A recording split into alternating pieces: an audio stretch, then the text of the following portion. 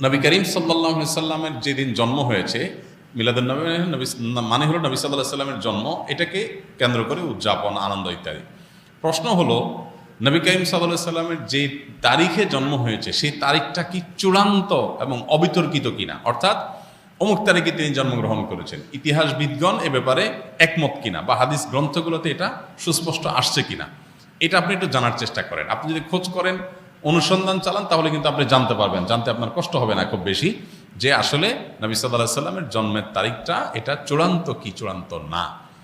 আপনি যদি অনুসন্ধান করেন, আপনি দেখতে পাবেন যে নবী সাল্লাল্লাহু আলাইহি সাল্লামের জন্মের এক্সাক্ট তারিখ নিয়ে ইতিহাসবিদদের মধ্যে নানা রকমের মত আছে। তাহলে কিভাবে আপনি চূড়ান্তভাবে একটা দিনকেই নিশ্চিত করে ধরে সেদিনকে আপনি উদযাপনে যেতে পারেন? নাম্বার এক, আপনি খোঁজার চেষ্টা করেন যে ওনার জন্মের তারিখটা এটা কি সুনির্ধারিত, অবিতর্কিত, নাকি এটা নিয়ে নানা মত আছে। আপনি একটু পড়াশোনা করার চেষ্টা করেন। নাম্বার দুই, নবী করিম সাল্লাল্লাহু আলাইহি সাল্লামের জন্মের তারিখটাকে তিনি নিজে উদযাপন করেছেন কিনা প্রতি বছর, এটা আপনি একটু জানার চেষ্টা করেন। তিনি যদি নিজে নিজের জন্ম উদযাপন না করেন, তাহলে তার সিনিয়র সাহাবী যারা, চার খলিফা আরও যারা আছেন, এই সমস্ত সাহাবীরা কেউ যারা নবী সাল্লাল্লাহু আলাইহি ওয়াসাল্লামকে সবচেয়ে বেশি ভালোবাসতেন, নবী সাল্লাল্লাহু আলাইহি ওয়াসাল্লামের ভালোবাসার দোহাই দিয়েই তো আমরা এটা করি, তো তারা যারা নবী সাল্লাল্লাহু আলাইহি ওয়াসাল্লামকে এর ভালোবাসায় যারা উত্তীর্ণ হয়ে গেছেন, ভালোবাসায় যারা প্রমাণিত, তার আশেকে রসুল বলি, যেটাই বলি আমরা তথাকথিত, এই জায়গাটা যারা ইতোমধ্যে প্রমাণিত হয়ে গেছেন, সেই সাহাবীরা যাদেরকে কোরআনে আল্লাহ সার্টিফিকেট দিয়েছেন নবী সাল্লাল্লাহু আলাইহি ওয়াসাল্লামের আনুগত্যের ব্যাপারে, ভালোবাসার ব্যাপারে, সেই মানুষগুলো নবী করিম সাল্লাল্লাহু আলাইহি সাল্লামের জন্ম দিবস উদযাপন করেছেন কি করেন নাই, আপনি এই বিষয়ে একটু খোঁজ নেন, তথ্য উপাত্তগুলো ভেরিফিকেশন করেন, যাচাই করেন। তৃতীয়ত হলো যে জন্মদিবস উদযাপনের এই কালচার কোত্থেকে আসছে, আপনি এটাও জানার চেষ্টা করেন। আপনি যদি এটা নিরপেক্ষভাবে এটা শুরু কোত্থেকে আসে দেখেন, আপনি দেখবেন এটা অগ্নিপূজক, প্রকৃতি পূজারী, তাদের কাছ থেকে আসছে। এবং একসময় খ্রিস্টান ধর্মেও এই জন্মদিবস উদযাপন করাটার ব্যাপারে নিরুৎসাহিত করা হতো, নিষিদ্ধ করা হতো। পরবর্তীতে তারা নিজেরা আবার ওই প্যাগানদের দ্বারায়, প্রকৃতি পূজারীদের দ্বারা প্রভাবিত হয়ে তারাও তাদের নবীর জন্মদিবস উদযাপন শুরু করেছেন। আমাদের নবী সাল্লাল্লাহু আলাইহি ওয়াসাল্লাম বলেছেন, লা তুতরুনি কামা আতরাতিন নাসারা ইবনে মারইয়াম, তোমরা আমাকে নিয়ে বাড়াবাড়ি করিও না যেভাবে খ্রিস্টানরা ঈসা আলাইহিস সালামকে নিয়ে বাড়াবাড়ি করেছে। অতএব নবী করিম সাল্লাল্লাহু আলাইহি ওয়াসাল্লামের মিলাদুন নবী পালন করবেন কি করবেন না, উদযাপন করবেন কি করবেন না, সেই প্রশ্নের উত্তর আপনি পেয়ে যাবেন যদি আমার এই তিনটা প্রশ্নের উত্তর আপনি নিজে। আবু বকর সিদ্দিককে মানেন? জান্নাতের শুভ সংবাদ প্রাপ্ত সিদ্দিক আকবর মানেন? নবী পাকের সঙ্গী সিদ্দিক আকবর মানেন? নবী পাকের গুহার সাথী সিদ্দিক আকবর মানেন? নবী পাকের রওজার পাশে সিদ্দিক আকবর মানেন? সিদ্দিক বলছেন, মান আনফাকা দিরহামান আলা কিরাআতি মাউলিদিন নবী সাল্লাল্লাহু আলাইহি ওয়াসাল্লাম কানা রফিকি ফিল জান্নাহ।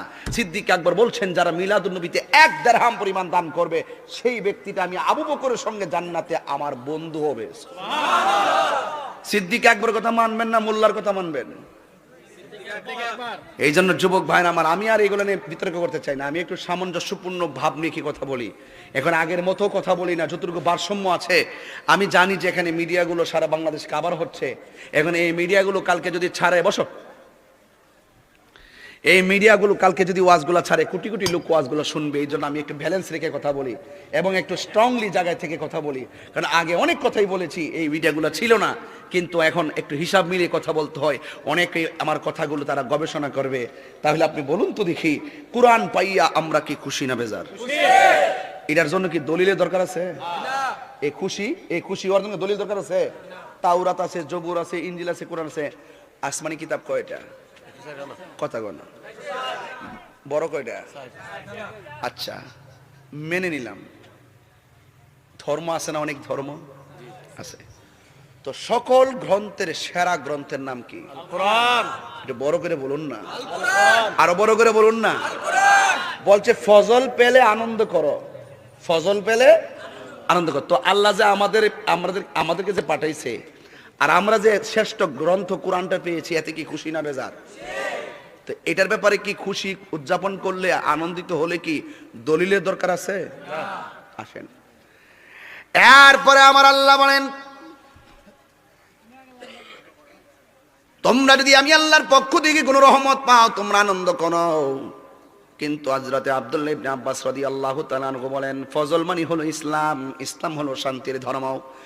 এই জন্য ত্রিপিটক বলেন, বাইবেল বলেন, বেদ বলেন, সব গ্রন্থের চাইতে, সব ধর্মের চাইতে ইসলাম ধর্ম হলো সেরা ধর্ম।